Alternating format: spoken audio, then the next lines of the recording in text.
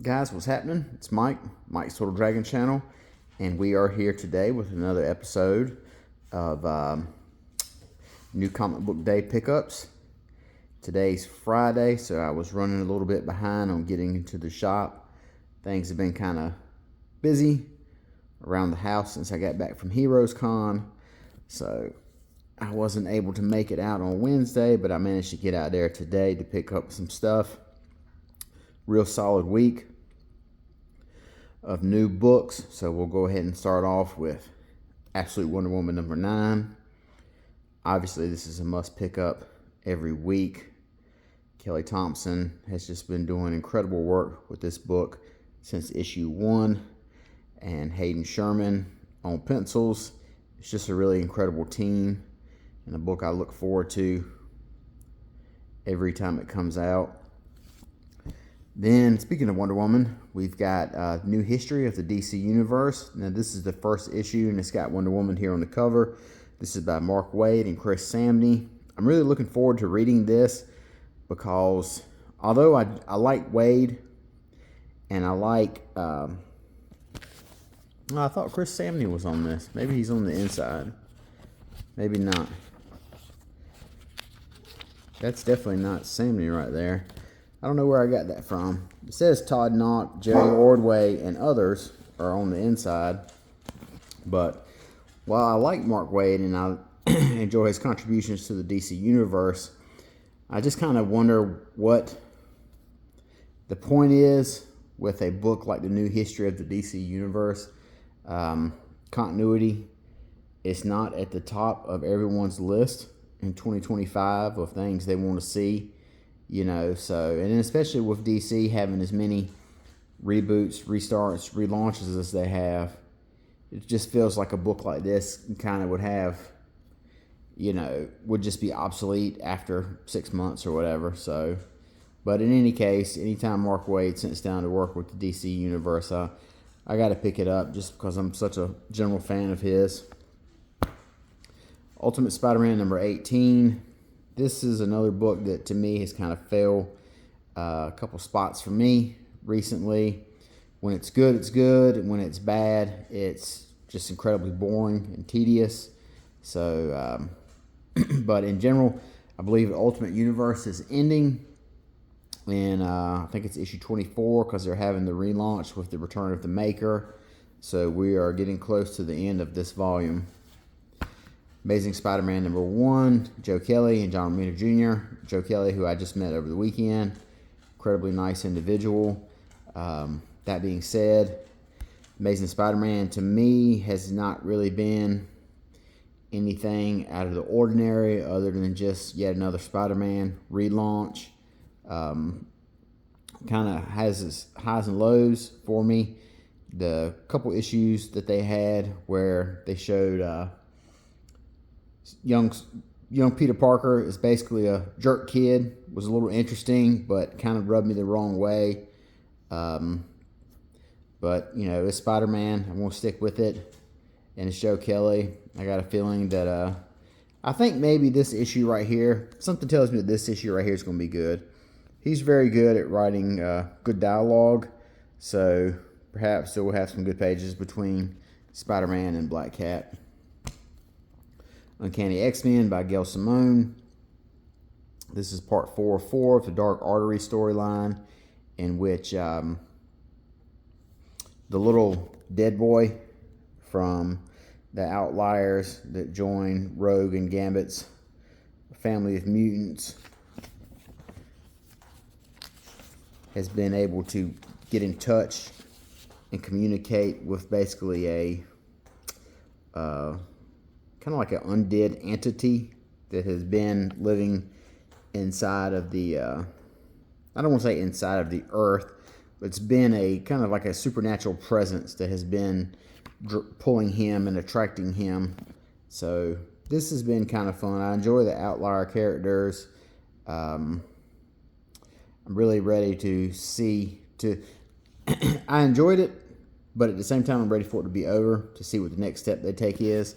The Undead Kid, he's probably one of my least favorite characters. I think his name's Death Dream, it says here. he is not one of my favorite characters in the Outliers, but everyone should get a chance to be at the forefront of a story. So he's been kind of prominently featured, so now's his time. But I'm really looking forward to seeing what they do after this. The real interesting part of this has been the announcement that New Orleans has been turned into a very mutant-friendly city. That is very interesting. That's kind of like a B plot that I'm more interested in, and seeing how that affects the people who live there and the X-Men and the fallout from that. I'm more interested in that than Death Dream fighting the mysterious supernatural ghost lady. Fantastic Four, this is the last issue of the Ryan North run. It's going to get relaunched with a brand new #1 with Humberto Ramos doing the artwork. And to me, this has been the definitive Fantastic Four run. The way he has been able to, Ryan North that is, juggle all 4 characters, keep the themes of family, and keep the mission statement of them being scientific adventurers and explorers. He's been able to do all of it, and he hasn't had to shortchange anybody. A lot of times, you get heavy space exploration, scientific exploration, adventures, or whatever at the expense of the characterization. But Ryan North has been able to juggle all of it. So I'm looking forward to where this book goes with issue 1. And also looking forward to the movie that comes out next month. And speaking of Fantastic Four, we got the 2nd issue of the Thing solo book. This will be really cool. Looks like he's fighting Bullseye in this issue. That should be a unique matchup, considering someone who is a lethal marksman going against someone in Ben Grimm that has a super strength and unbreakable skin. So that should make for an interesting story. Undiscovered Country #31 is back, and the thing about this book is I managed to pick up like the first 25 or 26 issues in the dollar box, and it is back from a hiatus right now. I think there's only got like 3 or 4 more issues. So normally I wouldn't have picked this book up, but I found so many of them in the dollar box. I said, you know, what the hell, might as well start a full run. And then I guess it was on hiatus, and it come back with 31 and 35, I believe, is the end. So it'll be interesting. It'll be fun to sit down and binge this. Scott Snyder, Charles Soule, that's a great team right there. Both of them are incredibly strong writers. So I'm trying to remember if I read the first issue of this when it came out. I don't remember, but I plan on binging it anyway once it's finished. And then I've got Green Lantern Dark #5. I have not read any of this. As you know, I like to read my miniseries once they're complete. And Predator vs. Spider-Man #3 by Benjamin Percy. This is another book I'm waiting to wrap up with issue 4, and then they will launch the Predator vs. the Marvel Universe miniseries. So Benjamin Percy has been writing all of these, and he's fast become one of my favorite writers out there.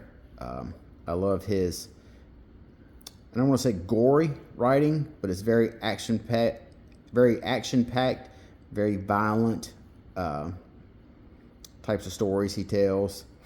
And I really can't think of a better person to put on a book involving the Predator.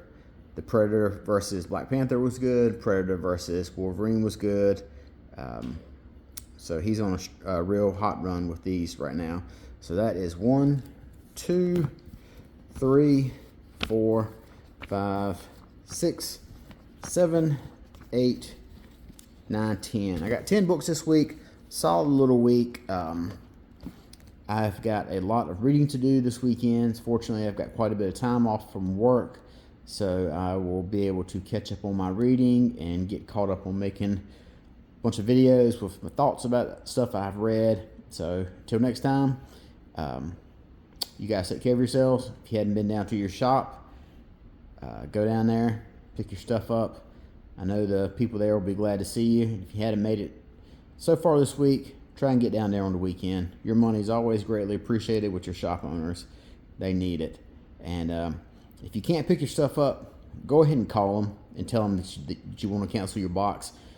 Don't be that bum that lets your box fill up until finally they're on the hook for like $400, $500 worth of books.